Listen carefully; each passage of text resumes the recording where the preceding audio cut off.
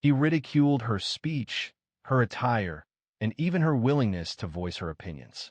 Yet, she remained composed, initiated playback, and observed the legal system expose him live.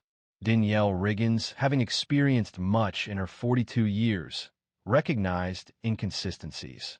The citation affixed to her windshield near the community center in Macon, Georgia, wasn't simply irritating, it felt targeted. She studied it briefly, peering at the listed offense. A citation for failing to yield in a pedestrian zone was received. However, she was not in the vehicle at the time of the alleged violation. Her Honda had been parked legally in front of the building while she was inside, leading a workshop for at-risk teens. She sighed, placing the paper into her bag. Danielle dedicates long hours as a youth counselor, providing assistance to kids who'd experienced hardship and lack sufficient support. Her financial status is modest. She is far from wealthy. Her profession consumed her, and with raising her teenage daughter and guiding children who resembled her younger self, her time was scarce. A penalty like this was more than just disappointing, it significantly impacted her schedule. However, it wasn't primarily about the financial burden. It was about the underlying issue of fairness. The subsequent evening, she sat at the kitchen table with a cup of mint tea and the citation before her. Her daughter, Aaliyah, was completing homework in the vicinity. "You're really going to fight it?" Aaliyah inquired, looking up from her textbook. Danielle chuckled quietly. "Yes, I'm weary of allowing things to pass." Aaliyah reclined. "Do you believe they will truly hear you?" Danielle paused, not responding immediately. She simply gazed out the window for a moment before replying, "I don't require them to listen. I need to be present and proceed according to my conditions." The following Monday, she contacted the municipal courthouse, requested a half day away from work, and highlighted her court date in red pen on the calendar. She chose a simple outfit for the hearing: dark jeans, a light blouse, and flats. No blazer, no makeup, just her natural appearance. The woman she saw in the mirror appeared weary, but also resolute. As she prepared to leave, she placed her phone in her back pocket, activated the voice memo app, and began recording. It wasn't an expectation, but a habit formed by experience. She's learned that people sometimes react negatively when a black woman asserts herself with assurance. She reached the courthouse 30 minutes before the scheduled time. The building was a small, aged brick structure with faded signage. Several other individuals were present outside, primarily working-class people attempting to find a moment for justice amidst their jobs and obligations. Inside, the clerk called names with minimal acknowledgement. Danielle remained still, her hands resting in her lap, awaiting her turn. The courtroom felt chilly.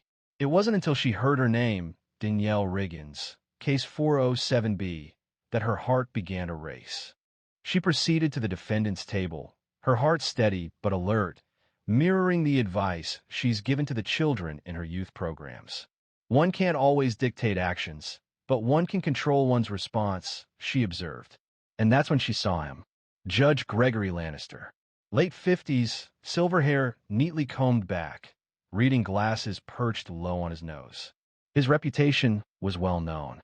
Some described him as firm, while others labeled him arrogant. He glanced at Danielle over the rim of his glasses, his eyebrows subtly raised. "Ms. Riggins," he stated, emphasizing her last name, "let's proceed. I presume you're here to contest this ticket, issued by a trained officer?" Danielle nodded. "Yes, Your Honor. I was inside a building, not driving, when the ticket was issued. I have witness statements available if required." He laughed, a genuine chuckle. "Naturally, you do," she replied, meeting his gaze. The judge then remarked, "You individuals frequently present narratives when appearing before the court. Always the victim. Never your fault. Let me guess. You didn't even see the officer writing it, right?" Her jaw tightened slightly. This wasn't simply skepticism. It was a more pointed feeling, and everyone in that courtroom could sense it. But Danielle remained composed, even as the atmosphere shifted. She recognized this was merely the start. Danielle did not react. She had encountered harsher remarks, both in delivery and purpose. However, hearing it from a judge in a courtroom populated by strangers carried a distinct discomfort. A heavy silence filled the room. People avoided reaction, though several eyes moved between her and the bench. Even the bailiff appeared uneasy. "Your Honor," Danielle stated, maintaining a calm voice, "I have proof I was inside. A sign-in log from the youth center. It displays my name and timestamp." Judge Lannister reclined in his chair and smirked. "You believe a log anyone can write improves anything? That's cute." A few quiet gasps arose from the back. Danielle noticed them. She also heard her heartbeat in her ears. But she remained focused. She wasn't present to be liked. She was present because she understood what was correct. "I'm simply requesting the citation be reviewed in light of the facts," she replied. "Oh, the facts," he mocked. "Well, let me tell you the facts. I've been doing this for over 20 years. I've seen all the angles. You people always want the rules bent when they don't go your way." The words landed like slaps. Not just the content, the way he said them. He treated her as if she were a child occupying his valuable time. Danielle remained silent. A response wasn't necessary. He examined her citation once more, leafing through several pages. "What is this?" he inquired. "You didn't even secure legal representation?" "No," she replied, her voice calm. "I am capable of representing myself." A brief, sharp laugh escaped him. "Naturally," he said, turning to the clerk. "Next time, we'll mandate representation. Perhaps that will eliminate the theatrics." A woman seated towards the back, middle-aged and white, holding a traffic ticket herself, noticed Danielle. She appeared stunned and visibly uncomfortable, quickly averting her gaze when Danielle's eyes met hers. Danielle paused, composing herself. She hadn't intended to confront authority, yet she wouldn't allow her dignity to be disrespected. "Your Honor," she began, carefully selecting each word, "I'd like the court reporter to read back your comments." The effect of this request was palpable, noticeably shifting the atmosphere in the room. Judge Lannister blinked. "Please repeat the last few remarks for the record." The court reporter, a young man named Vince, shifted in his chair.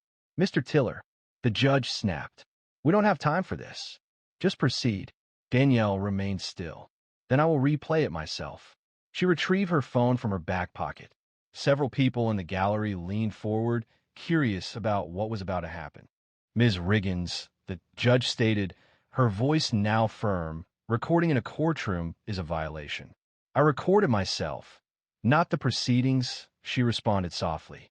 "It's legal in this state, particularly for personal safety." She indicated the screen.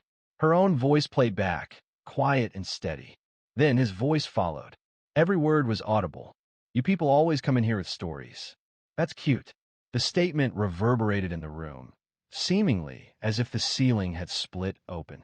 Judge Lannister's expression changed, initially showing confusion, then irritation, and finally something akin to fear. He leaned forward. "That recording is out of order," he stated. "No, sir," Danielle said quietly. "What you said was out of order." A low whistle escaped someone in the gallery, quickly stifled by a hand covering their mouth. The bailiff moved forward but refrained from touching her. He remained silent, positioned between the two, uncertain of his next action. Danielle returned the phone to her pocket. She didn't smile. She didn't appear smug. But she looked directly at the judge and didn't blink once. He lifted his gavel but didn't strike it. His eyes moved towards the court clerk, then to the bailiff. For a fleeting moment, he seemed to lose command of the room. However, the significant change didn't occur until the recess was called. That's when activity began behind the scenes. The judge announced a 15-minute recess, and the courtroom began to clear. Danielle rose, murmured, extended her limbs. Danielle remained seated. She wasn't finished. Her hands were still, fingers softly intertwined. She showed no tremor. Her composure wasn't rooted in fear. It was a calculated approach. She's worked with numerous children who were disadvantaged by systems that fail to hear them. She consistently advised them to record everything. Even quietude can serve as proof. Now, it was her turn to act on her own counsel. She retrieved her phone once more, this time to initiate a call. Danielle reviewed her contacts and selected one named Ethics Board Local, a number she had saved years earlier following a school board hearing involving one of her students. She hadn't anticipated needing it personally. A woman responded, stating, Judicial Oversight Office, South Georgia District. This is Ms. Carla Shep. How can I help? Danielle maintained a low, calm, and professional tone. Milisegon Shep. My name is Danielle Riggins. I am presently located at the Macon Municipal Courthouse, Room B. I have just experienced inappropriate conduct from a sitting judge. I possess an audio recording that potentially constitutes judicial misconduct. There was a pause on the line. I see, Ms. Shep stated slowly. Are you presently inside the courtroom? We're on recess. 15 minutes, give or take. Could you briefly describe what occurred? Danielle recounted the events accurately. Her summary contained no exaggeration, only factual details. The judge's comments, including mockery, the denial of the court reporter's request to read back the transcript, laughter, and dismissiveness were concerning. She stated, I have a voice memo of the remarks. I didn't record the courtroom, just my own audio. This is legal under state code, 16 to Order 11, 62. A pause followed, then the statement, Ms. Riggins, I'd like to escalate this to a supervising judicial officer. Can you remain in the courthouse? Her response was yes. The concluding words were, I'm dispatching someone now. Danielle ended the call, placed her phone in her purse, and released a quiet breath. She anticipated no accolades. She hadn't even expected victory, but she wasn't retreating. A young man, in his early 20s, visibly anxious and restless, approached her from across the room, waiting for his own case. Ma'am, he murmured, that was incredible. What you did required considerable bravery. Danielle offered a courteous smile. It's not bravery when it's simply the truth. He nodded swiftly and retreated. Several others glanced in her direction, not with sympathy, but with interest. Something was different. They sensed it. 10 minutes elapsed. People began returning to the courtroom. The judge was delayed. The clerk appeared anxious. Then the door beside the bench opened, but it wasn't Lannister who entered. A tall woman in her early 60s, dressed in a tailored gray suit with short platinum hair and sharp eyes, appeared. She proceeded directly to the clerk, bent forward, spoke quietly, and then looked up at the courtroom. Everyone, please remain seated, she announced. A murmur spread through the room. Judge Lannister will not be returning to the bench this morning. Danielle remained still. I am supervising Judge Merrill Vaughn, and I will be taking over this docket. She paused. Before we continue, I need to speak with Ms. Riggins privately. Please follow me, ma'am. Danielle stood, straightened her bag, and followed Judge Vaughn through the side door. The hallway felt narrow and was still. Judge Vaughn guided her into a small conference room and shut the door. I have listened to a portion of the recording, she stated without taking a seat. I'm also informed of a previous complaint against Judge Lannister. These details might support an active inquiry. Danielle remained motionless, observing her. I must ask, Vaughn proceeded, will you sign a sworn statement and present the recording as proof? Yes, Danielle responded without pause. Judge Vaughn nodded once. Unbeknownst to Danielle, her voice, recorded during a moment of quiet self-preservation, was poised to trigger events exceeding the expectations of anyone present in that courthouse.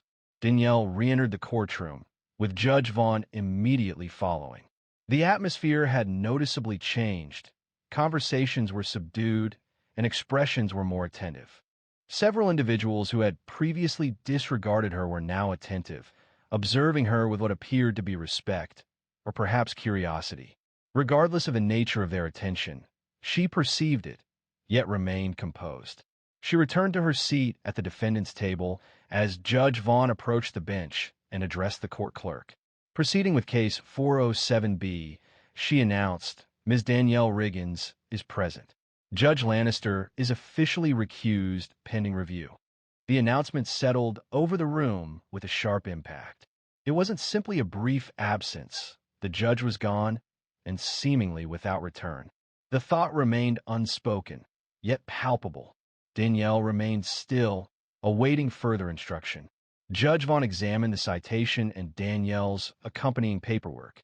This included the witness statement the center's login sheet, and even a timestamp text she had sent to her supervisor when she arrived that day. The judge looked up. "This is thorough, Ms. Riggins. You're clearly someone who values evidence." Danielle nodded once. "Working with young people, I've observed firsthand how things can unravel without proper preparation." There was a slight hesitation before Judge Vaughn responded. "It's a lesson more people should adopt as they mature, a subtle acknowledgement passing between them. It wasn't friendship. It wasn't sympathy, simply recognition. One woman seeing another who chose not to compromise." Judge Vaughn turned the citation over, wrote something, and gave it back to the clerk. "This citation is voided," she stated. Ms. Riggins was released. Danielle did not smile. She merely collected her belongings. However, before she could leave, the judge stated, "For the record, your behavior in this courtroom, considering the situation, was remarkable. You maintained composure and dignity despite an unfortunate series of events." Danielle then permitted herself a brief, weary smile. "Thank you," she said. She departed the room as silently as she had arrived. But the atmosphere outside was altered. The hallway was filled with a palpable sense of unease. A courtroom aide, a young woman wearing dark-rimmed glasses and speaking with a hesitant tone, softly stopped Danielle near the exit. "Are you the one who recorded him?" she inquired, her eyes widening. "I am," Danielle responded. The aide looked around before saying, "You weren't the first. But you might be the one who finally got them to act." Danielle raised her eyebrows a little. "Others tried. There have been complaints," she murmured. "But nothing ever stuck. Either no proof or no follow-through. It was difficult to gain traction until someone possessed the courage and the evidence." Danielle remained silent. She felt no need to speak. Stepping outside, she inhaled deeply. The air seemed heavier than normal, not due to the weather, but because of the events of the past hour. As she approached her vehicle, her phone vibrated in her pocket. A new voicemail had arrived. She pressed play. "Ms. Riggins, this is Agent Walt Desmond with the Georgia State Commission on Judicial Conduct. An initial recording from a Macon courthouse arrived this morning. We need to discuss a possible behavioral pattern concerning Judge Gregory Lannister. Please return our call at your earliest convenience." Danielle rested against the car door. Her intention wasn't to discredit a judge. She came to contest a traffic ticket. However, the truth unfolds according to its own schedule. And occasionally, when you voice a concern, you may inadvertently represent the interests of many others. By sundown that day, Danielle would discover the true extent of the situation. Danielle was halfway home when her phone rang again. She considered ignoring the call while driving, but the number displayed an official-looking area code for 7-8. She pulled over to the parking lot of a small grocery store in Warner Robins, parking under the shade of a faded sign, and answered, "Ms. Riggins, this is Agent Desmond. Thank you for returning the call." His voice remained calm, but was precise, a person who carefully considered words before speaking. "We reviewed the audio," he continued, "and it's clear. Furthermore, it corresponds with prior grievances against Judge Lannister submitted during the last 3 years. Your testimony could be crucial in initiating an internal ethics review that has been delayed." Danielle tightened her grip on the steering wheel with her free hand. "What are the next steps?" she asked. There was more, Desmond added. "An anonymous tip arrived this morning, shortly after your complaint was released on the internal channel. The tip contained financial records associated with Judge Lannister, including offshore transfers, unauthorized reimbursements, and a concerning pattern of rulings in favor of contractors with ties to a private law firm in Augusta." Danielle paused, visibly surprised. Could this be criminal corruption? Affirmative. And with this development, the situation extends beyond a simple personnel issue. It may involve criminal activity. She didn't respond immediately. Desmond continued, "You've already accomplished a lot. If you are willing, we might require a statement. You wouldn't be obligated to testify unless the investigation becomes more serious, and you would receive legal assistance throughout the process." Danielle breathed out, "I will do what is necessary." "Understood," he replied. "You will be contacted by one of our ethics advisors by end of day." "Thank you, Ms. Riggins. You've made more of a difference than you realize. The call concluded. Danielle remained still in her car for a few minutes, the quiet sound of far away traffic forming the backdrop.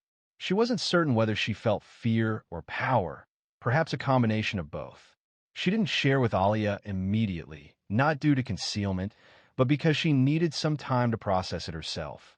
Later that evening, following dinner, as Alia cleaned the dishes, she inquired, "So, how did it go?" Danielle offered a small smile, wiping her hands on a dish towel. "Let's just say I believe the judge won't be processing many more tickets." Alia grinned. "You didn't strike him, did you?" Danielle laughed. "No, darling, but I made my point." The television played the local 6 o'clock news in the background. Danielle wasn't truly paying attention until the anchor delivered news that caught her focus. Breaking. A municipal judge in Macon is currently suspended from their position while an investigation proceeds regarding claims of misconduct. These allegations include discriminatory behavior and potential ethics violations. Alia accidentally dropped a dish into the sink. "Wait, is that him? Is that your judge?" Danielle asked, slowly sitting down. "Looks like it," she replied. The anchor reported that sources verified the investigation began following a complaint filed earlier today by a local resident, an action that has now initiated an internal review of the judge's prior decisions. Financial documents, sent anonymously to the State Oversight Commission, seem to indicate connections between the judge and several private developers who have received advantages from his rulings. Alia looked at the screen, then at her mother, asking, "You really did that?" Danielle looked at her. "I didn't do all that. I just said something. The rest have been waiting to come out." Alia's face softened. "I'm proud of you, Mama." Danielle touched her daughter's cheek gently. "It's not always about being loud. Sometimes it's just about refusing to stay quiet." Her phone buzzed again, this time a text. New voicemail 1 minute long. She hit play. "Ms. Riggins, this is ADA Kendra Malloy from the Bibb County District Attorney's Office. Thank you for providing the recording. Judge Lannister was taken into custody this afternoon for questioning. Currently, the ethics violations are under formal review and criminal charges are being considered. We would appreciate the opportunity to speak further with you if you are available. Please contact me at your convenience." Danielle observed the screen, then looked up. Alia was watching her, eyes wide. "What now?" she asked. Danielle shook her head. "Now, I will call them back." Unbeknownst to her, a significant number of individuals would come forward in the days following, spurred by her resolute stance conveyed through a voice memo and unwavering resolve. Within 48 hours, Danielle's name circulated discreetly among legal offices, community groups, and even local newsrooms, not as a figure of fame, but as an emblem. She had not sought any of this recognition. She continued going to work, continued picking up Alia from school, and continued reminding the boys at the youth center to keep their pants up and their heads higher. However, things around her began to change. The first indication arrived the following week when Pastor Reuben Fields, who ran a coalition for court reform in Central Georgia, called her during her lunch break. "You don't know me, Ms. Riggins," he began, "but I've known about you since Tuesday. What you did. It wasn't insignificant." Danielle was in her car outside the community center, with a half-finished sandwich on her lap. "I didn't do it for attention." "I know," he stated. "That's why people are paying attention." He requested her to speak at a future town hall. A simple request, just a few words about resilience, about respect, about not allowing authority to dominate individuals who are not always able to retaliate. She paused, but ultimately consented. That evening, Alia assisted her in choosing her outfit. Danielle requested a simple event. Alia playfully suggested, while playfully tossing her a colorful scarf, that someone might capture the occasion for Instagram. "Might as well look unbothered and cute," she said. The town hall was unassuming, with folding chairs, plastic tablecloths, a few trays of donated cookies, and sweet tea. Danielle chose not to bring notes. She stood before approximately 50 people, hands by her sides, and spoke as if addressing one individual. "I didn't record that, Judge, because I wanted to take him down," she stated. "I acted because I'd witnessed too many deserving individuals disregarded, and I refused to suffer a similar fate," the audience acknowledged with nods. Several individuals dabbed their eyes. As she concluded her statement, the attendees rose to applaud. Subsequently, an older woman, adorned with a wide-brimmed hat and holding a folder, approached her. She identified herself as Geraldine Baker, a retired schoolteacher. I filed a complaint against that same judge in 2021. She stated, her voice gravelly but clear. They dismissed it, claiming it lacked merit. Perhaps now, someone would listen. Danielle took the folder from her hands. I'll ensure someone does. In the days that followed, Danielle received more calls. A podcast producer from Birmingham, a law student from Emory who wanted to write her thesis on ethical failures in lower courts, and a public defender in Albany who asked if Danielle would participate in a courtroom training session for junior attorneys. She declined most requests, not because she was indifferent. She simply wished to avoid having her name become a hashtag.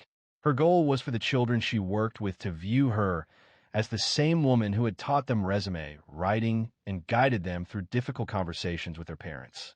However, she agreed to certain requests, particularly when she understood how many individuals needed reassurance that they weren't irrational. Activity at the center increased.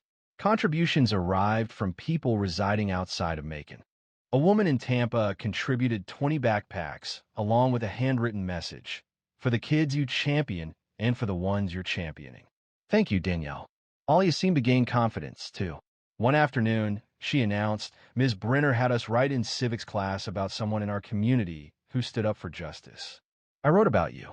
Danielle was surprised, asking, really? Alia replied casually, I was planning to choose John Lewis, but he's the obvious choice. Danielle chuckled. I don't think I'm in his league, Alia remarked. Danielle responded, I think you'd surprise yourself. What truly astonished Danielle, however, was the number of individuals who had been waiting quietly and with patience for another person to initiate action. 3 months later, Danielle was seated on the rear steps of the youth center shortly after closing time. The last of the teens had departed for the day, their laughter still resonating softly throughout the parking lot. The Georgia heat lingered, even as the sun descended, casting shadows on the fractured pavement. She took a drink from a water bottle and allowed her body to recover. It had been a demanding day and a demanding few months. She had presented at 4 panels, completed 2 interviews, and received a volume of inbox messages she couldn't manage. The investigation into Judge Lannister had expanded beyond her initial expectations. Following the release of the financial records, additional complaints emerged, not only from Macon, but also from surrounding counties. Rumors circulated suggesting the district attorney could file formal charges. The story had been featured on a national justice blog, and certain advocacy groups were now referencing Danielle's case in their training programs. However, all of that seemed secondary to what she truly prioritized. That day began with her witnessing Quentin, one of her teens, perform his debut spoken word poem at an open mic. He previously avoided eye contact. Now, he stood on stage, telling the audience, when they try to shrink you, that's proof you're already too big to fit their box. No applause was necessary. That single moment justified all the effort. While she was seated, the center's director, Mr. Lou Bailey, came outside. A large man with gentle eyes and a deliberate pace settled beside her with a soft exhale. You know, he began after a moment, most people wouldn't have acted as you did. Danielle kept her gaze forward. It didn't feel like a decision. He nodded thoughtfully. It rarely does when it's the correct action. We've seen staff depart and arrive, but I've never witnessed this place so lively. You provided these children with a unique experience. She allowed the sentiment to resonate. Occasionally, she stated, I believe I simply felt worn out, weary of holding it back. The man seemed to assume he could address me as if I possessed no value, and for a brief moment, I nearly allowed it. However, I then recalled the advice I impart to these children daily. Maintain your posture, make your voice heard, and I understood that I couldn't request that of them if I was unwilling to embody it myself. Mr. Bailey murmured a subdued, and then rose. Are you prepared to secure the premises? Yes. Please allow me a moment. Once he entered the building, Danielle gazed upwards at the sky.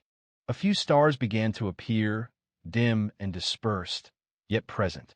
She considered the individuals who had remained silent, perhaps because they believed their opinion wouldn't be impactful, or they feared negative consequences, or they were simply weary. And she understood. She genuinely did. However, someone must initiate action. That doesn't signify superiority. It simply indicates they were frustrated enough to proceed, even when the situation felt unstable. Prior to departing, she retrieved her phone and composed a brief message on her social media page, an account she hadn't accessed in weeks. The message read, "If it feels like no one sees you, speak anyway. If it feels like they don't hear you, speak anyway. You never know who's watching." After pausing, waiting for a reason to share, she posted, placed her phone in her bag, and secured the door behind her. Occasionally, bravery appears forceful, accompanied by raised fists and resounding chants. Sometimes, the path to change is not dramatic. It can be quiet, consistent, respectful, and involves simply appearing in a courthouse, even when unexpected. Danielle didn't require a platform to create change. She only needed to be present, speak honestly, and refuse to be silenced. In doing so, she not only defended herself, but also created an opportunity for Geraldine, for Quentin, for every voice that had been overlooked for too long, because authentic justice doesn't always begin with grand gestures. Occasionally, it begins with the youngest, with someone unwilling to yield. Should this narrative resonated with you, if it brought to mind someone in your life, or perhaps even reminded you of yourself, please consider subscribing, sharing it, and discussing it, as stories like this are not simply intended to be heard, but meant to be remembered. The dog appeared to be solely for emotional support, but when the child performed a quiet signal, the dog revealed a truth that had remained unspoken. The courtroom in Toledo, Ohio, felt overwhelmingly large for her. 8-year-old Tanya Ellison sat upright in her chair, her feet dangling above the floor, holding the leash of her golden retriever, Milo, firmly in her hands. Her braids were neatly done, and her pink barrettes made a quiet clicking sound with any head movement. She spoke little, showed no signs of nervousness, simply remained still and observant, appearing remarkably composed for a child in a room filled with unfamiliar faces, awaiting a discussion of subject no child should need to comprehend. Beside her, Milo remained motionless as well. He sat close, his eyes partially closed, his comforting presence against her leg. Many assumed the dog's purpose was to ease her anxiety and provide a sense of security within the imposing environment. And while that was a contributing factor, there was a deeper significance, far more than met the eye. From a bench, Judge Mark Halbard looked down. He was in his 60s, his gray hair thinning and his glasses perpetually sliding down his nose. Throughout his career, he had presided over numerous cases, gang violence, difficult family court proceedings, and even widely publicized trials. However, something about this young girl held his complete attention. Perhaps it was the calm focus in her eyes, or perhaps it was the dog, or maybe it was the fact that not a single person in the courtroom, even the defense attorney, was able to elicit a reaction from her.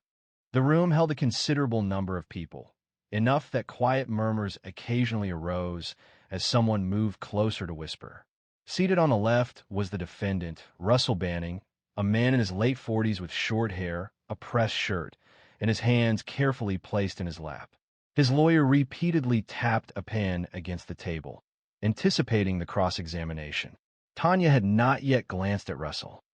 Kendra Ellison, her mother, was seated 2 rows back, quietly holding a tissue in one hand and a cross necklace in the other.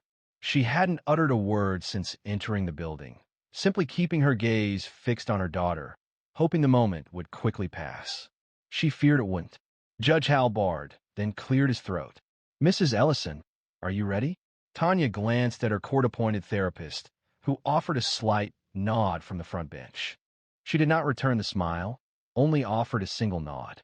"Yes, Your Honor," the therapist responded on her behalf. "She is ready." The judge nodded briefly and turned to the bailiff. "Bring the witness." A door opened to the side, and 2 officers entered. The man accused of changing Tanya's life walked deliberately to the stand, attempting to appear calm, but his eyes repeatedly darted toward Milo, and Milo, who had been entirely relaxed until that moment, raised his head.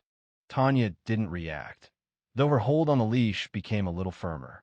No one observed it. The prosecutor rose, straightened her jacket, and started her questioning. Mr. Banning, can you state where you were on the night of August 14th? Russell moved closer to the microphone. At home, watching TV. Alone? Yes. And do you expect us to simply accept that? He relaxed against the chair. I'm being truthful. From the visitor's area, Kendra's hand squeezed the tissue once more. Tanya avoided his gaze, yet her breathing altered a delicate, regulated rhythm, as if deliberately cultivating composure. The interrogation continued, initially focusing on establishing sequences of events. Then, the photographs were presented, images that should never be displayed in a courtroom. Tanya averted her eyes. Milo moved nearer to her. The atmosphere in the room diminished. The weight of the moment was palpable, not from the spoken words, but from their absence. Russell subtly adjusted his position. He asserted that her account was fabricated, interrupting the prosecutor's subsequent inquiry. That dog, he commented, is simply trained to respond. This entire situation is a fabrication. At that moment, Tanya deliberately raised her hand, positioning it behind her back. She then tapped her fingers twice, gently. The movement was subtle, barely perceptible. A missed blink would have meant overlooking it entirely. Milo's ears immediately rose. However, none of the individuals present anticipated what he would do next. Approximately 2 months prior to the court proceedings, Tanya was seated on a folding chair in her aunt's backyard in Decatur, Georgia, observing Milo pursue a red tennis ball across the lawn. The sun was beginning its descent, bathing the surroundings in a golden hue. She held the ball in her hand, but refrained from throwing it. Not yet. Her aunt, Carla Newsom, stood nearby with her arms crossed, a gentle smile gracing her features. Carla was resilient. A retired canine handler, she had previously worked in narcotics in Dallas before relocating closer to family. Around Tanya, that rigidity eased. Carla knelt beside her and met her gaze. "Are you certain you want to do this, dear?" she asked. "We don't have to if you're not ready." Tanya didn't respond immediately. She looked at Milo again, now lying on his back in the grass, tail thumping. Then she looked back at her aunt. "I don't want him to look at me," she said quietly. Carla nodded. "Then we'll teach Milo how to watch for you." It started gradually with simple games. Carla would often sit on the opposite side of the yard with a companion, role-playing as if they didn't know each other. If Tanya tapped her left shoe one time, Milo would remain still. If she tapped twice behind her back, Milo was trained to move and position himself between her and the person in front of her. This required consistent effort. Each day following school and every weekend, Tanya was reserved, but she demonstrated a strong focus. Milo learned rapidly. He possessed a calm demeanor, intelligence, and above all, unwavering loyalty. Whenever he noticed Tanya exhibiting tension, he would instinctively move nearer. A strong bond was forming between them, a quiet and specialized team with a shared, unspoken mission. Carla observed them from the porch, occasionally recording observations, and, at other times, allowing them undisturbed time.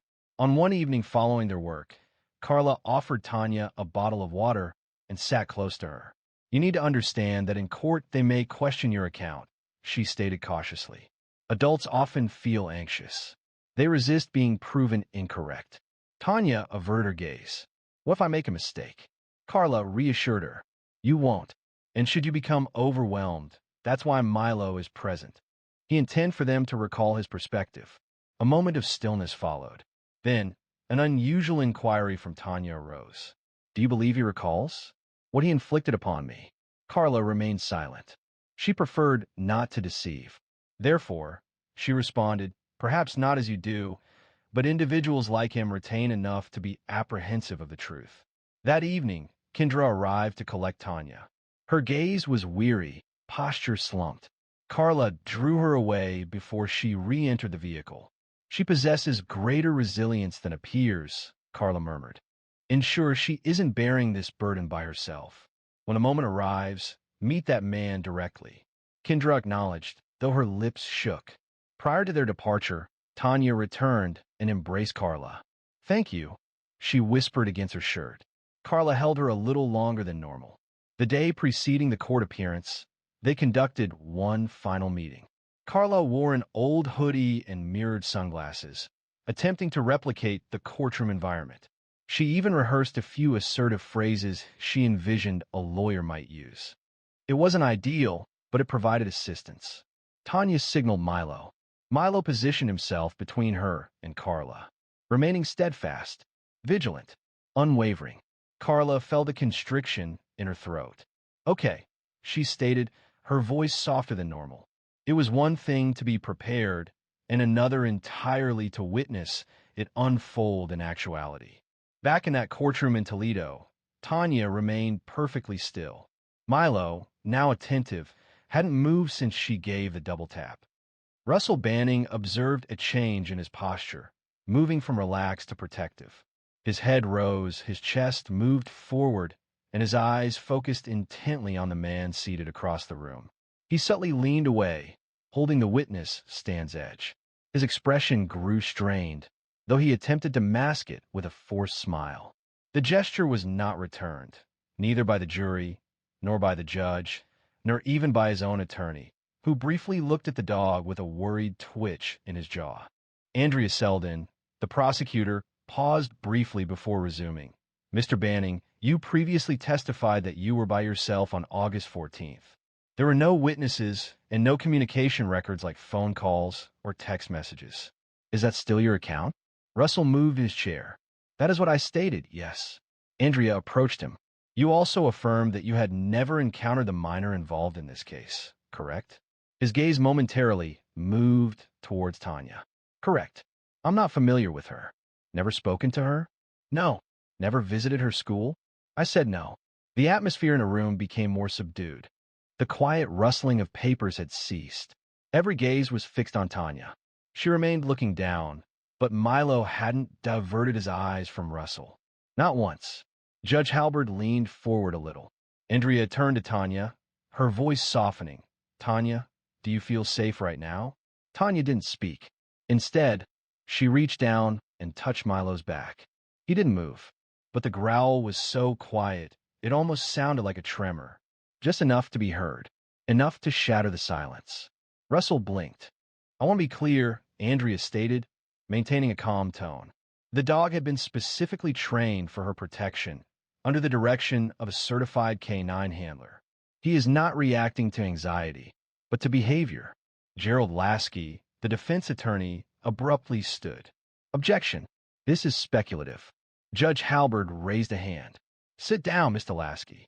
You will have your opportunity. Gerald resumed his seat, appearing unassured. Andrea approached the bench and picked up a small folder.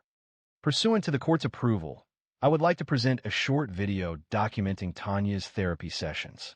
Permission granted, the judge stated. The screen descended behind the witness stand. A video commenced playing. It depicted Tanya in her aunt's backyard, peacefully walking with Milo. Carla appeared in the frame, portraying different scenarios. One tap, Milo remained by her side. Two taps, he advanced, his demeanor shifting similarly to how it had been in court. Following the video's conclusion, a significant silence ensued. Judge Halberd then addressed Russell directly. I have presided over many trials. I have encountered numerous courtroom dogs, therapy animals, and trained service animals. However, I have never witnessed an animal react with such immediate instinct. Russell attempted to speak, but remained silent. Tanya then raised her gaze, deliberately and quietly. Her voice, when she spoke, was gentle. He does not speak loudly. He only whispers. Andrea turned towards her with kindness. Who, dear? Tanya indicated the man on the stand. Him. A profound silence filled the courtroom. Russell rose quickly. This is a fabrication. Are you allowing a child and a dog to determine my fate? Milo advanced, his growl intensifying. The bailiff intervened swiftly. Sir, please be seated. However, Russell remained standing. He increased his volume. This isn't factual material. It's maneuvering, Milo stated, with a single distinct bark. The judge struck his gavel. Sufficient. Any further disruptions, and you will be ejected from this courtroom. Russell retreated to his chair, his face ashen. He mumbled something quietly, but it was inaudible. The jury observed intently, motionless. Tanya leaned back in her chair, her hand still on Milo's back. She remained silent. However, the truth was no longer concealed within the evidence or legal language. It was now plainly visible to all. One could sense the gravity of the situation. It wasn't a boisterous moment. It wasn't theatrical. It was silent, as if the atmosphere in the courtroom had been suddenly removed. Judge Halbert straightened his glasses and looked toward the bailiff. Let's take a 5-minute recess. He addressed the jurors. Please remain seated. The gavel struck the desk, yet there was no movement. There was no whispering, no throat clearing, only silence. Milo stood motionless, positioned before Tanya, gazing intently at Russell Banning as if he possessed prior knowledge of the outcome. Carla, positioned behind the barrier, made eye contact with her niece. She offered a slight nod, not to influence her, but to signal her presence. Weeks earlier, she had explained to Tanya that you don't need to be loud to anyone. The truth doesn't always need to shout. Sometimes it simply observes. That's what Milo was doing currently, observing, remaining still. Across the room, Russell was falling apart. He pulled at his collar, adjusted his posture, and spoke quietly to his attorney. His voice had changed, now more pointed and uncertain. The composed demeanor he's arrived with was gone, replaced by a noticeable unease. It was obvious to everyone. Your Honor, Andrea said softly, easing the strain. Could the child please stay seated here with her support animal during the break? The judge nodded. She may remain seated as long as she is comfortable. Gerald Lasky, still red-faced, leaned toward Russell, whispering intensely. But his client appeared to be sweating now. Milo hadn't moved. He didn't bark again. He didn't growl again. He didn't need to. The prosecutor approached Carla close to the bench. Was that signal scheduled for today? Carla didn't blink. It was always a last resort. She had never used it until now. Andrea nodded slowly. He must have triggered it without even knowing. She knew what to look for, Carla said. He must have done it before. Back at the bench, Judge Halbert reviewed the footage again, quietly on his monitor. His lips tightened. He'd been on the bench long enough to know that not all evidence fits neatly into paper or testimony. Sometimes it walks on 4 legs and growls when a child is too afraid to speak. Following the recess, the proceedings restarted as if no interruption had occurred. However, a change was palpable. Your Honor, Andrea stated, rising to her feet, with your permission, I would like to recall Detective Lorna Morales to the stand for a brief clarification. Proceed, the judge responded. Detective Morales approached, her boots making a quiet clicking sound on the tile. She had been involved in the investigation from the beginning, when the available evidence consisted of a nebulous assertion and a child hesitant to articulate their account. Earlier, her statement had been concise. Andrea presented her with a printed photograph. Detective, is this familiar to you? Morales examined the image. It depicted Russell Banning at an elementary school field day, Tanya's school. He was not an employee. He was not a parent. He was simply a guest volunteer coordinated through a now-defunct mentorship program. Was this man permitted access to the children without supervision during the event? Andrea inquired. No, Morales stated directly. He was not. And was he discovered in a classroom alone with a student? Yes, Tanya Ellison. There it was. That was the moment Milo shifted again. His ears twitched. His body leaned forward just slightly, defensively again. Every juror's eyes followed that subtle movement. Andrea turned to the jury. You observe the video. You observe the training. You observe the dog's instinct. Now you see why Russell stood up again. This is absurd. This is emotional manipulation. The bailiff took a step forward. Judge Halbert's voice rose. Mr. Banning, please be seated. You're not permitted to speak again unless directly addressed. However, Russell couldn't restrain himself. She is fabricating the story, fabricating it all with that dog. Milo advanced one step, displaying no bark, no growl, only his presence. It was then that a shift occurred. A single juror, an older woman wearing a blue sweater, removed her glasses and massaged her temples. Her gaze turned toward another juror, a younger man in his 30s. A shared understanding passed between them, as if a crucial element had finally aligned. However, what followed extended beyond simple validation. It concerned revealing the truth about this man and uncovering any concealed aspects of his character. The courtroom was now engrossed, anticipating each movement, observing every respiration, each involuntary gesture, and every look from Russell Banning. The jury members were no longer relaxed. They were intently focused. Judge Halbert massaged his eyes behind his spectacles. He remained largely silent, yet it was evident a change had occurred within him as well. He had witnessed numerous defendants falter under questioning, but Russell wasn't merely breaking. He was falling apart before their eyes. Andrea stepped back to the podium, her voice even and composed. Detective Morales, did you interview any other parents who observed Mr. Banning interacting with students that day? Morales responded, yes, 3 in total. Someone reported giving a child candy without authorization. Another stated they followed a student into the restroom. Was that student identified? Morales confirmed. Yes. You could hear someone in the gallery whisper, my God. Judge Halbert did not issue a reprimand. He remained silent. Gerald Lasky, attempting to reassert himself, rose. Your Honor, this is speculative. None of those allegations were substantiated, Andrea countered. The statements remained unchallenged, each one delivered before the victim had a chance to respond. Lasky's objection lingered, but it was not sustained. He then took his seat. Andrea turned back to the judge. I request permission to recall the school counselor, Ms. Jenna Holbrook, for follow-up, she stated. Granted, replied Halbert. Ms. Holbrook approached the stand with a quiet seriousness. She appeared to be in her mid-40s, with a thin but clear voice. She adjusted her blazer and spoke directly. Following the school event, I saw Tanya on several occasions. While she was quiet, she frequently drew. Her drawings consistently featured the same man, glasses, shirt, and always positioned behind her. Andrea presented the drawing to the judge and jury. Though a child's artwork, the likeness was undeniable. It depicted Russell with the same square glasses and jawline. Notably, next to a small representation of herself was a dog, Milo. She hadn't encountered Milo before this, correct? Andrea questioned, but not until weeks passed. A silence followed. Then Andrea faced Russell. Mr. Banning, can you clarify how a child you assert you've never encountered described you, including your glasses, weeks prior to any legal actions?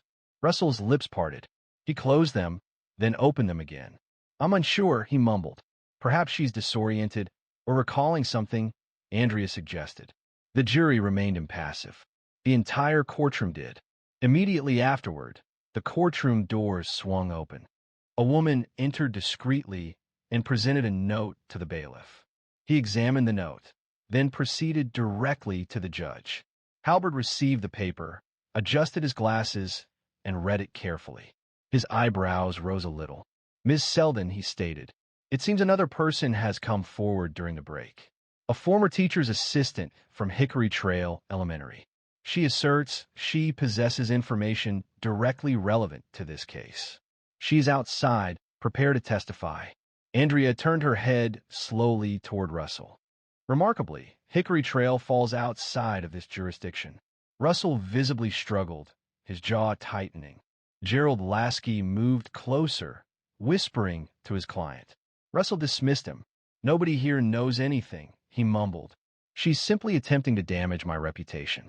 Andrea stepped away. The doors opened once more. A woman, appearing to be in her early 30s, entered.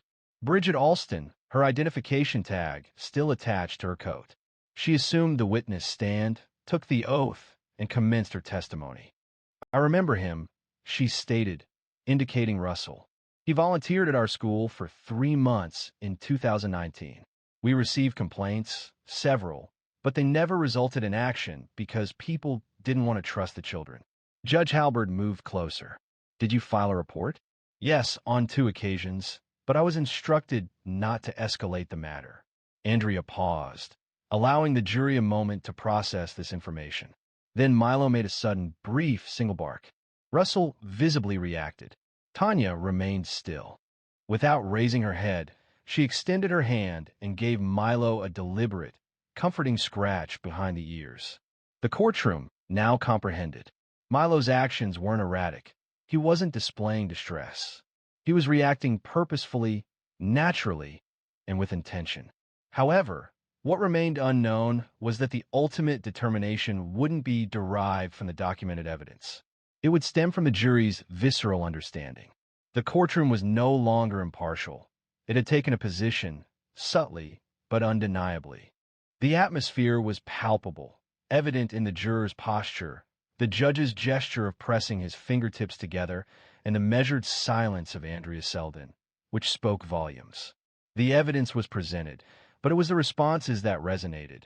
Milos's, Tanya's, and Russell's cut through the surrounding tension. Judge Halberd addressed the jury box, stating, "We will break for deliberation immediately. Jurors, you will be escorted to the conference room."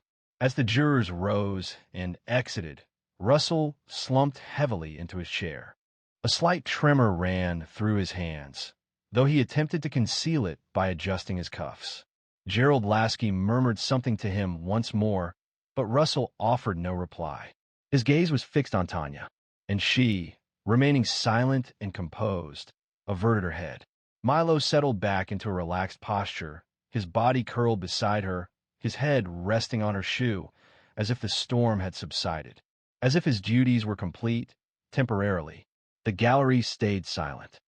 The room remained still, save for Carla, who rose to stretch and walked over, placing a gentle hand on her sister's shoulder. Kendra hadn't seemed to breathe since the testimony began. Her fingers were red from repeated twisting. "You did well," Carla whispered. "You did better," she responded. The jury had been absent for almost 2 hours. Upon their return, the bailiff brought the room to order.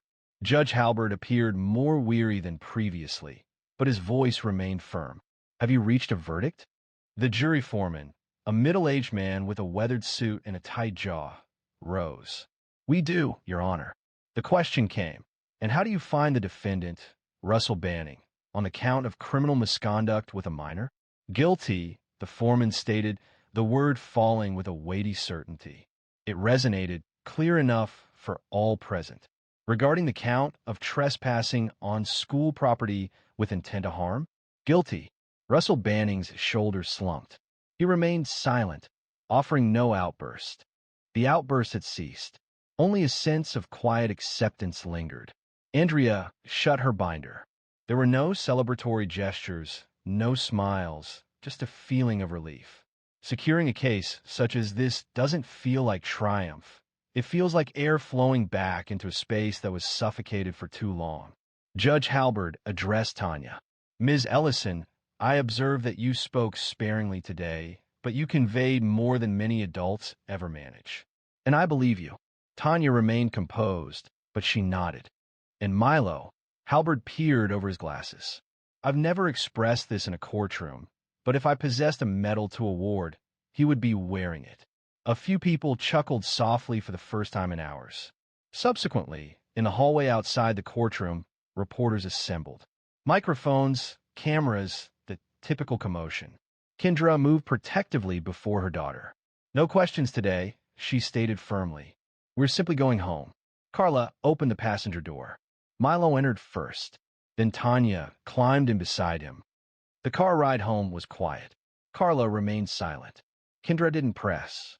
However, halfway along the highway, Tanya spoke up. "Will he go away forever?" Kendra glanced in the rearview mirror. "I don't know, baby, but he won't hurt you again. That's for sure." Tanya stroked Milo's fur. He licked her hand. Upon arriving home, Carla hung up her coat and reached for the leash to walk Milo. Tanya followed her to the door. "Can I come?" "You don't have to." "I want to." Beneath a pale sky, they walked in silence. There were no cars, no barking, only the sound of gravel beneath their shoes. At one moment, Tanya paused and looked upwards. Do you think other kids are scared like I was? Carla nodded. Tanya fell silent for a moment. Then she inquired, Can we teach other dogs, too? Carla regarded her.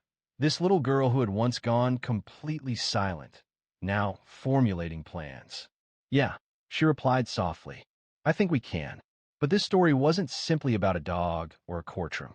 The focus was on the moment a child's experiences are finally validated, and when staying silent isn't the only path to safety. 2 weeks following the trial, subtle changes began to emerge. These weren't dramatic or obvious, but appeared in minor details that only a select few observed. Tanya was able to sleep soundly through the night without any awakenings. Kendra ceased the habit of leaving all the lights on in the house. And Milo, he stopped standing watch outside Tanya's bedroom door. He settled on her rug instead, peaceful, understanding his girl no longer needed to sleep with her shoes on. However, recovery isn't always linear. One afternoon, while Carla and Tanya were organizing dog toys in the living room, a letter arrived. Carla held the letter, glancing over to Tanya, who was now guiding Milo to stay with a simple hand signal. You did that, she remarked. Tanya looked up. No, we did. Carla smiled and settled down beside her. You know what most people forget? She continued. Adults don't always have the answers. She paused. But when kids speak, even if it's frightening, even if it's chaotic, it stirs something in everyone else. Tanya considered this briefly, then murmured, I didn't think anyone would believe me. Carla nodded. That's why your input was particularly valuable. Later that week, they went back to the backyard for the first time since Milo's training. Carla brought out an old duffel bag filled with harnesses and treats, and Tanya brought her sketch pad.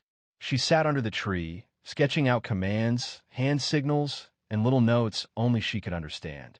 Milo dozed nearby, one paw twitching in his sleep. Kendra came outside, holding 2 lemonades. I was thinking, she said, handing one to Carla. Perhaps we could discuss partnering with a local shelter and see if they would allow us to train a couple of dogs there. It would be a small undertaking, just a trial run. Carla raised her eyebrows. Are you certain? Kendra replied with a half smile. Yes, but I'm tired of being afraid. A few months later, they were conducting weekend sessions at a small training field in the city park. They called it Signals, and word spread slowly. Parents brought kids, shelters brought dogs. Some of the children didn't talk much, some didn't talk at all. Without fail, they appeared every Saturday. Even Milo, despite his advancing age, consistently attended. He remained silent, offering no barks or growls, but observed attentively. Tanya would position herself at the forefront, notebook in hand, providing instructions in concise, easily understood steps. A microphone was unnecessary. People drew near to listen. Periodically, she would look towards Carla, seeking confirmation. Carla would respond with a thumbs up, or occasionally simply offer a silent encouragement if you got this. And Tanya succeeded. Individuals who had learned about the case would approach Tanya in public. Some offered thanks, while others remained silent, simply smiling and departing. Tanya didn't require recognition.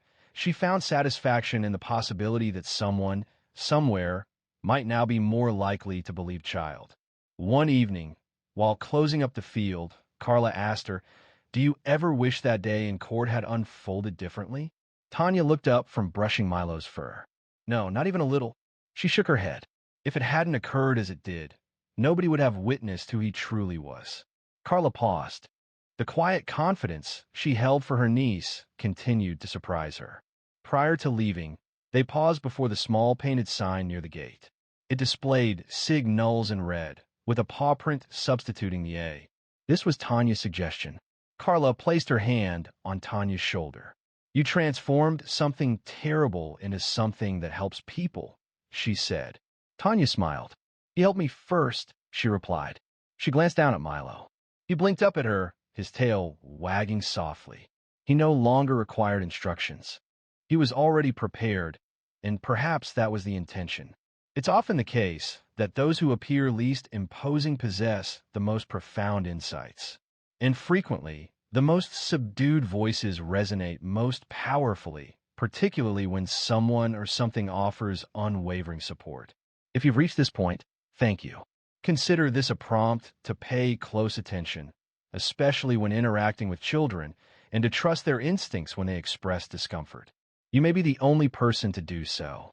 If this story resonated with you, please consider subscribing and sharing it with someone who might benefit from hearing it. Remember, there's always someone waiting to be believed.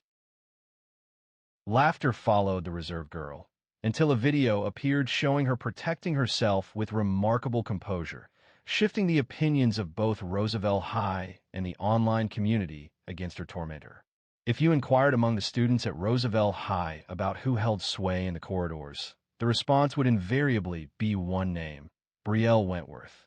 17 years old, known for her quick wit and consistently ahead of the latest trends, Brielle was more than a senior. She was the senior. Brielle's father was a prominent corporate attorney in Sacramento, while her mother managed a luxury staging company for real estate.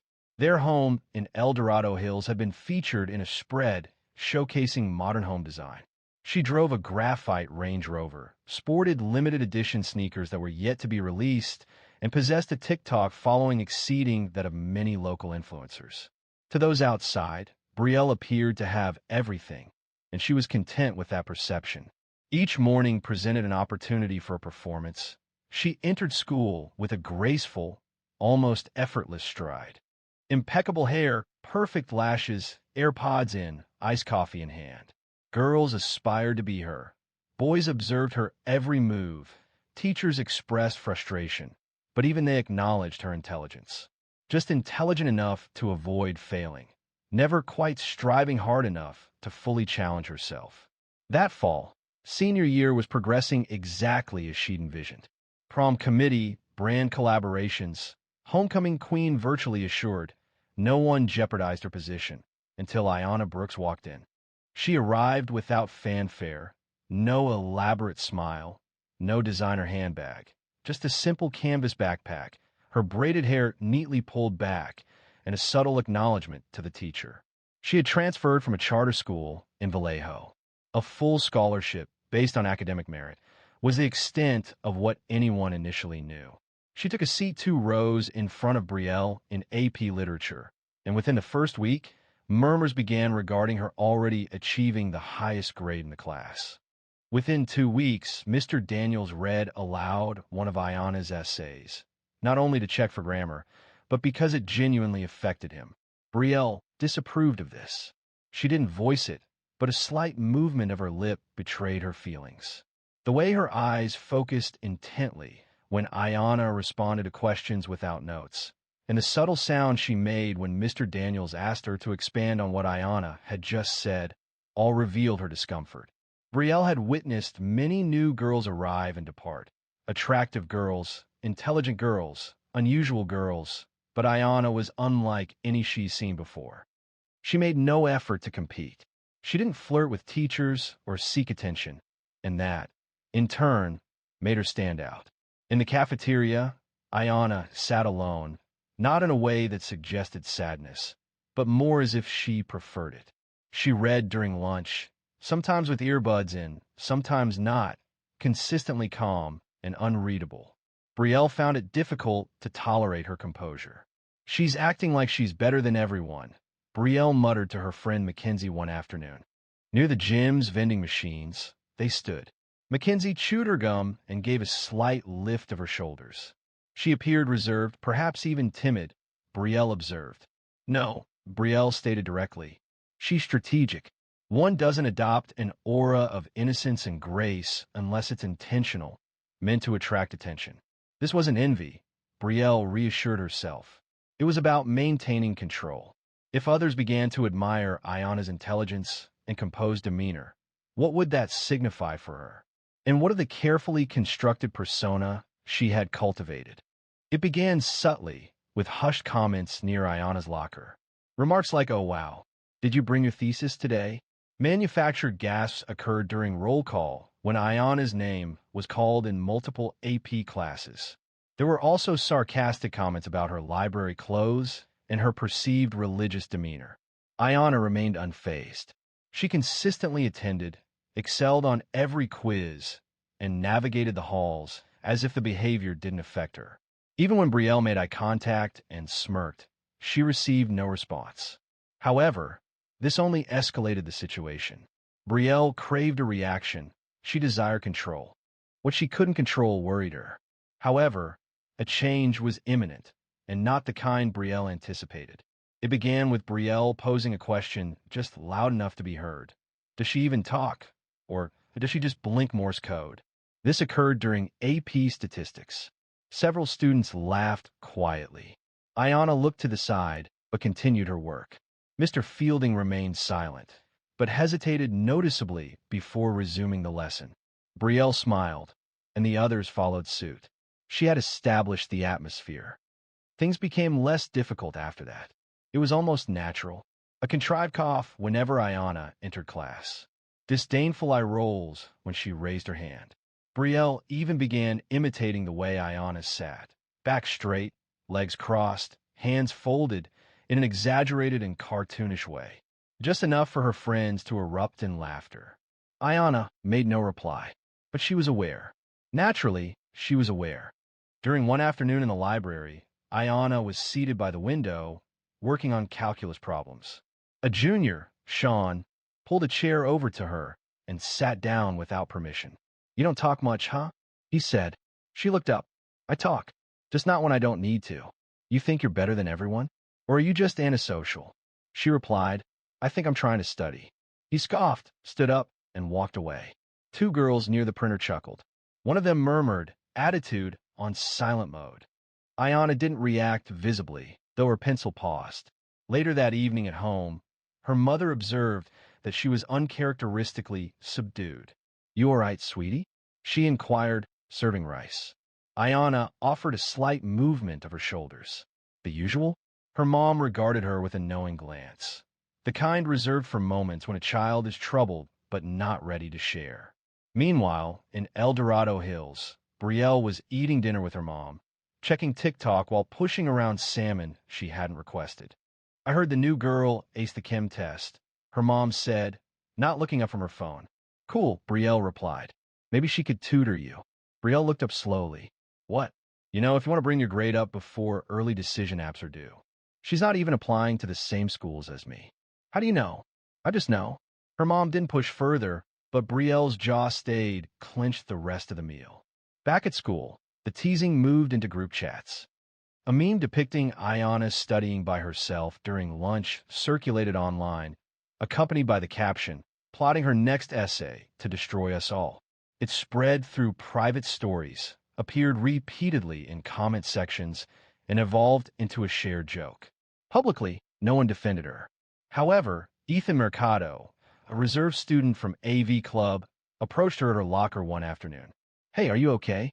he asked. She looked up, visibly surprised. "Yeah, why?" She replied. "I've seen what's being said," he stated, "and I don't participate in the laughter." She nodded slowly. "Thank you," she said. He paused. "Have you ever won a company during lunch? Or something similar?" She didn't confirm, but she didn't decline either. Regardless, the stares continued. The whispers persisted, and Brielle kept observing, always from a distance, attempting to understand why Ayana wasn't faltering. Then, one day in lit class, Mr. Daniels made an error. He returned essays. Ayana's received a 99. Brielle's received a 72. He didn't comment verbally, simply distributing the papers as normal. However, Brielle noticed the grades and became upset. "Did you even read mine?" she asked, her voice sharp. The room fell silent. Mr. Daniels blinked. "Excuse me?" "You gave her a 99, and mine barely passes." Brielle responded, "If you have a question about your grade, we can discuss it after class," she said dismissively. "Whatever," he muttered. She kept her eyes on the desk, her pen tapping lightly. After class, Ethan approached Ayana again. "She's scared of you, you know." Ayana shook her head. "She just doesn't understand me. She doesn't want to." This was a critical moment. Brielle felt a surge of fear, knowing she was on the verge of an action that would dramatically alter circumstances. This time, the entire student body of Meadowbrook High would witness it. Thursday afternoon felt interminable, heavy with humidity. The air conditioning in the school cafeteria had been unreliable throughout the week, contributing to an already strained atmosphere. Brielle, feeling listless and agitated, rested her chin on her hand, gazing across the room at Ayana from her tray of uneaten chicken nuggets. Ayana was in her usual spot, near the far windows, eating quietly with a paperback, Things Fall Apart, beside her tray. Brielle scowled. Naturally, she's reading something with a title like that, she murmured. Mackenzie looked up, questioning. You're still focused on this. She seems to think she's special. Exactly, Brielle retorted. And people are treating that like it's a positive thing. Mackenzie paused. So, are you suggesting you want to throw food at her? No, Brielle stated. She wanted to allow her a brief pause. It was then that the concept began to develop. She involved Zach and Nina, two juniors eager to gain her favor. They possessed access to the AV Club's green screen equipment and a copy of the morning announcements video. Within less than a day, they created a fabricated segment. Ayana's face was superimposed onto an old news anchor's body, accompanied by robotic audio. The title read, Ayana Brooks proclaims herself Queen of Roosevelt High. It was foolish, yet well executed. It appeared remarkably authentic. The strategy? To broadcast it during morning announcements just before the start of second period. And it succeeded. Initially, that Friday morning, immediately following the Pledge of Allegiance, the video began playing. For a moment, many students paused, visibly confused. Then, laughter erupted. It was loud, unpleasant, and reverberated through the hallways. Ayana was in third period English when she heard about it. A sophomore rushed into the classroom, holding a phone, and showed her the video. Yo, Ayana, did you see this? He said, still laughing. She didn't respond. She simply looked at the screen, her own face appearing warped, her voice sounding mechanical and derisive. She blinked once, then closed her eyes firmly, as if attempting to erase everything. Afterward that day, Brielle encountered her in the hall. Hey, she said gently, I enjoyed your short presentation this morning. Ayana halted her movement, turned deliberately. Their eyes connected, truly connected for the first time. And for a brief instant, Brielle sensed something. Not regret, but a trace of doubt. As if she wasn't certain anymore who held the advantage. That night, Ayana sat at the kitchen table, her laptop closed, tea growing cold beside her. Her mom sat across from her. They're messing with you again? Ayana nodded. You want me to call someone? No, it'll make it worse. Her mom leaned forward. Baby, what they're doing isn't just teasing anymore. It's harassment. Ayana's jaw clenched. They're waiting for me to snap. I'm not giving them that. Her mom studied her face. You sure? Ayana's voice was low. I'm sure. Her hands trembled beneath the table. The following morning, she arrived at school wearing black leggings and a plain hoodie. She carried nothing but her phone, no books, no backpack. She proceeded directly past the main office, bypassing her locker, and headed straight to the gym. There, she sat silently on the bleachers as the warm-ups began. The girls' volleyball team observed her. Coach Ramirez noticed her and came over. Ayana, is everything all right? He asked. I just need to use the gym after school. Is that a problem? He appeared puzzled but nodded. There were only 15 minutes between practice and basketball. That was all the time she had. She thanked him, and she waited. After school, Ayana returned. Coach had left the mats out. She took one to the center of the floor and placed her bag next to it. For the subsequent 15 minutes, she moved. Fluidly, sharply, powerfully. Snap kicks, elbow strikes, pivot turns. Breathe, reset. Again, there wasn't any music. There was no audience. Just motion. Just discipline. She was unaware that someone had entered. She was completely unaware that he had recorded it. It was Ethan. He remained silent, simply observing. His hand trembled almost imperceptibly as he pressed record. Later that night, he posted a 19-second clip with the caption, "They picked the wrong one." No tags, no names, just movement, precision, focus. The video quickly gained attention, and once it spread, nothing at Roosevelt would ever be the same. By Monday morning, the clip had reached over 200,000 views. No names, no faces.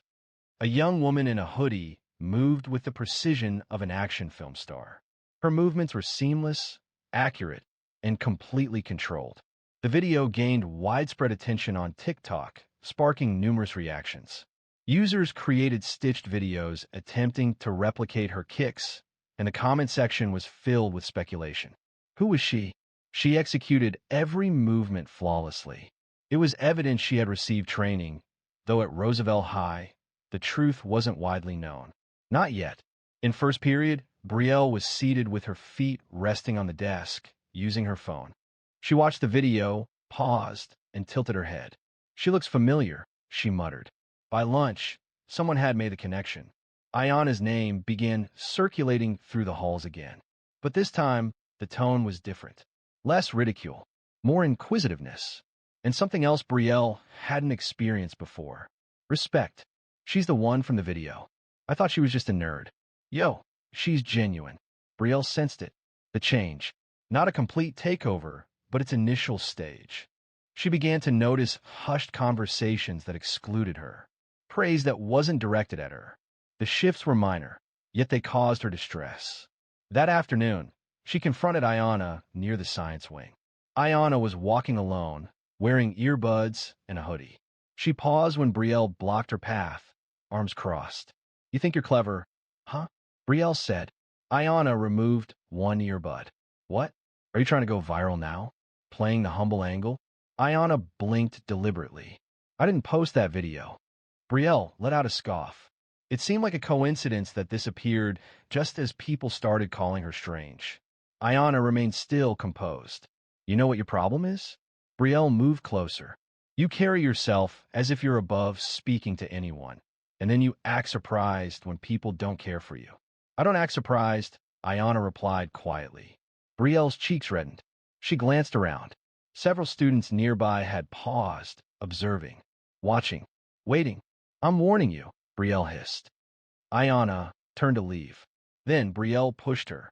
The push wasn't forceful, but it was calculated, public enough to draw attention, and loud enough to elicit gasps. Ayana faltered slightly, regained her balance, and turned to face Brielle. They held each other's gaze for a drawn-out moment. Subsequently, Ayana reacted. She avoided striking Brielle. Instead, she intercepted the subsequent push with such speed that Brielle's wrist rotated, throwing her off balance. Ayana then moved to her side and resumed her position. The entire exchange concluded in fewer than 3 seconds. The incident was recorded on a phone.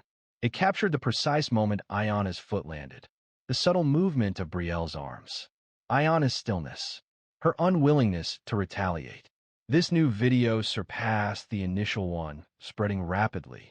By that evening, news organizations had begun contacting Roosevelt High. Some described it as a display of controlled self-defense. Others characterized it as the moment the reserved girl silenced everything. Ayana remained silent, making no social media posts or tweets. She remained silent regarding the online discussions. She simply attended school Tuesday morning, holding her head high and with her hoodie unzipped. Surprisingly, there was no laughter, neither in the hallways, nor in the cafeteria, and not even within the group chats. Brielle, however, struggled to reach third period before others began to avoid her.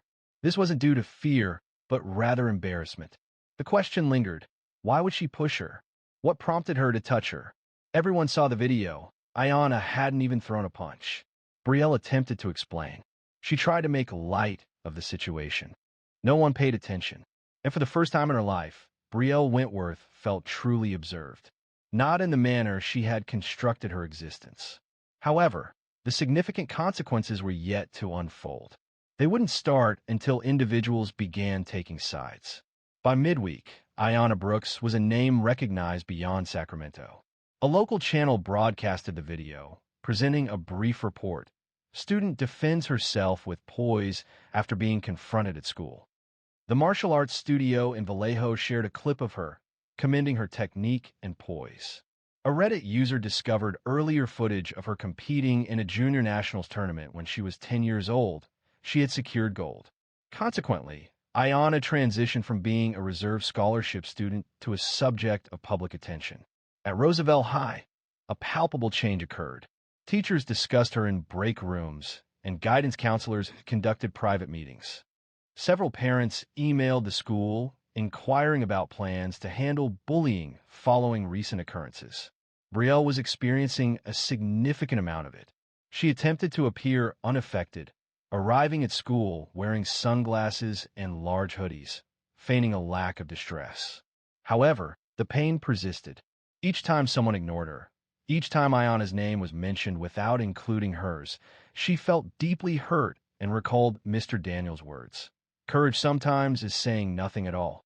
Demonstrating his actions through silence, he looked towards Ayana, who remained unengaged. Brielle felt a constriction in her chest. During lunch, she joined Mackenzie and Zach, but the table felt desolate. Discussions became uncomfortable. People avoided mentioning the unspoken, that perhaps Brielle had overreacted, that perhaps Ayana was not at fault. Compounding the situation, her supporters began to criticize her. The remarks on her most recent post were harsh. Didn't you push her? Why are you upset that she's talented?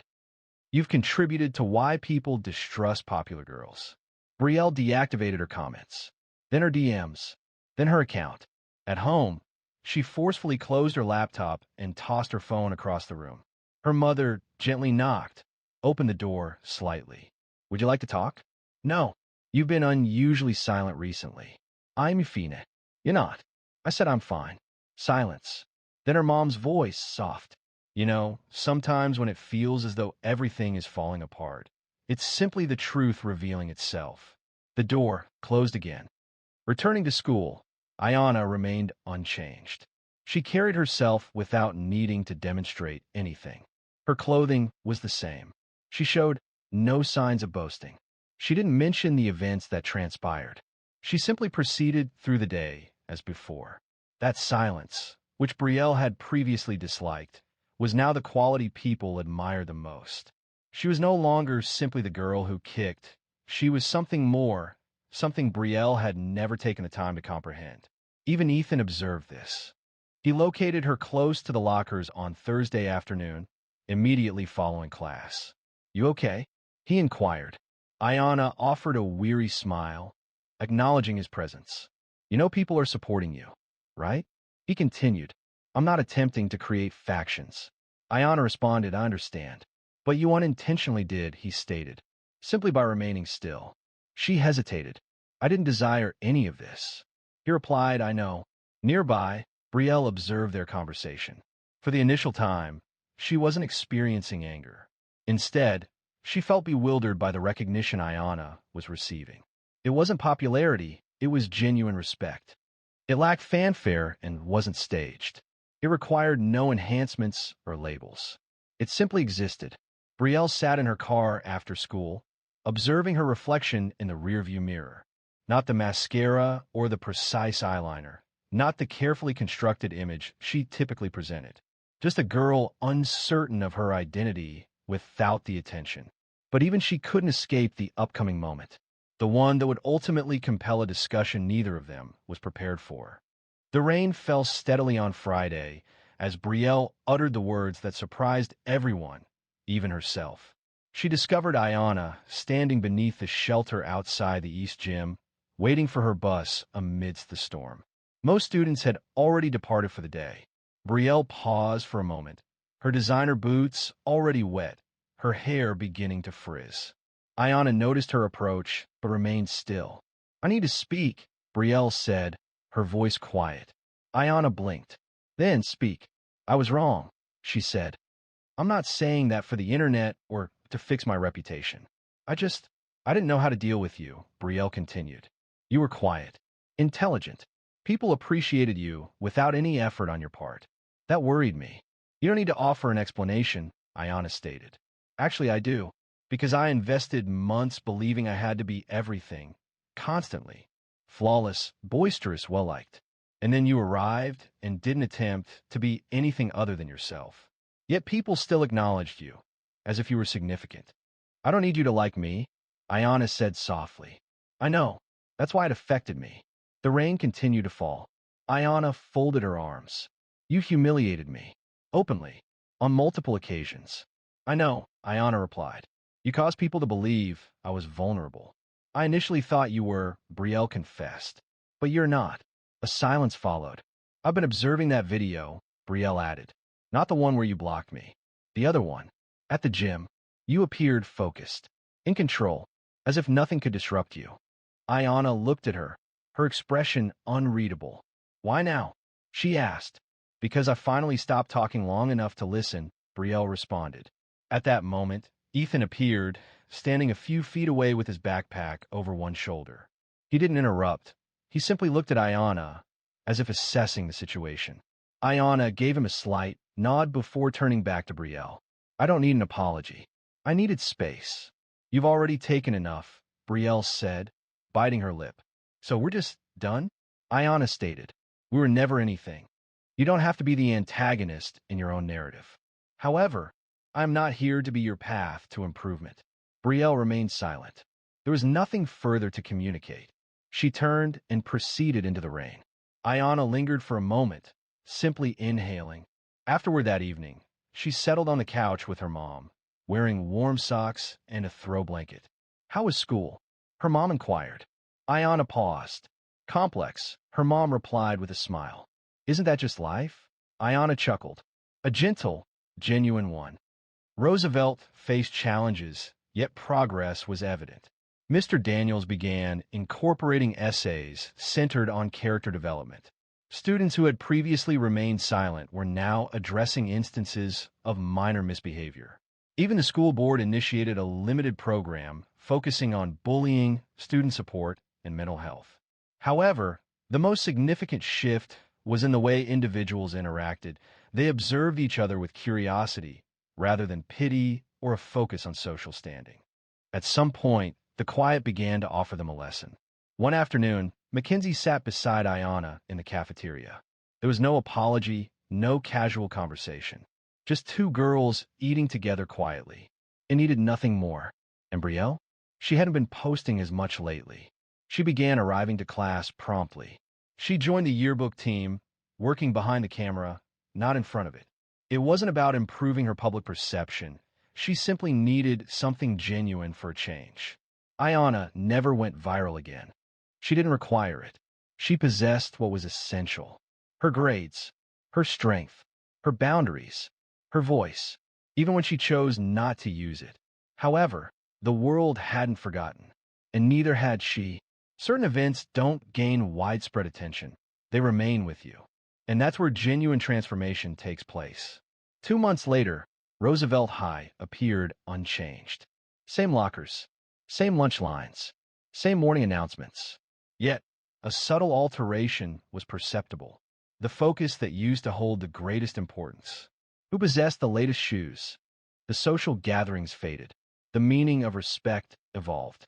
It wasn't expressed through enthusiastic applause, boisterous cheers, online likes, or shares. Instead, it manifested in understated moments of genuine connection. For example, when a freshman dropped her books, 4 students immediately helped her without a word exchanged. Or when a newcomer sat alone, another person simply asked, "You want company?" While imperfections remained, people began to reflect more deeply. There was a deliberate pause before jokes were made, and a focus on checking in rather than immediately joining in. Ayana remained near the windows in the cafeteria. She continued to wear her hoodie on some days and still carried herself with a sense of self-assuredness. People now acknowledged her with small gestures. A wave, a smile, a casual greeting, not because they sought anything from her, but because they had finally recognized her for who she truly was. Ethan also stayed around. They didn't talk every day, but when they did, their conversations held significance. You still training? He asked one day as they walked out of school. Yeah, she replied. Every week. Will she compete again? She shrugged. Possibly. Or perhaps not. I'm not doing it to win, she explained. To focus. To stay grounded, she added, smiling. Regarding Brielle, she was still in the process of understanding things. Certain days, she reverted to previous patterns. The sarcasm, the desire for control. However, she would then recognize it, offer apologies when she previously wouldn't have, assist with tasks that went unacknowledged. share in someone else's humor without needing to be the focus. Change isn't always obvious. Sometimes it's subtle, quietly, internally. Mr. Daniels emphasized a point in class one day that resonated with both of them. Respect, he stated, is not something you demand. It's something you earn. Frequently, through how you treat people when you believe no one is observing. Ayanna recorded the words in her notebook, not because she required the reminder, but because it felt like a meaningful return. People ceased inquiring about what truly occurred in that video. It was irrelevant now.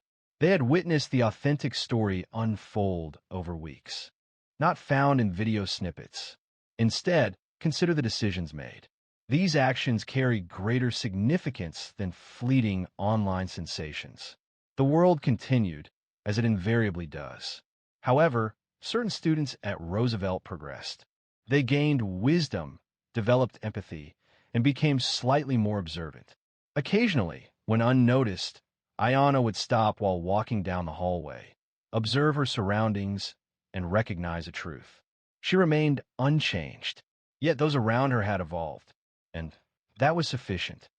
Occasionally, the most impactful decision you can make is remaining authentic, even when all eyes are on you, anticipating collapse. It isn't necessary to be vocal to be acknowledged. It isn't required to struggle to prevail. And it isn't essential to alter yourself to gain respect. Allow your actions to demonstrate. Let your boundaries remain firm. And let your silence convey the significance that clamor cannot. If this story prompted a shift in your perspective regarding how we treat others or redefined your understanding of true strength, please like this video and subscribe. More stories are forthcoming that challenge assumptions and remind us that character isn't developed during times of ease. It's demonstrated when faced with adversity. Thank you for watching. Remain steadfast,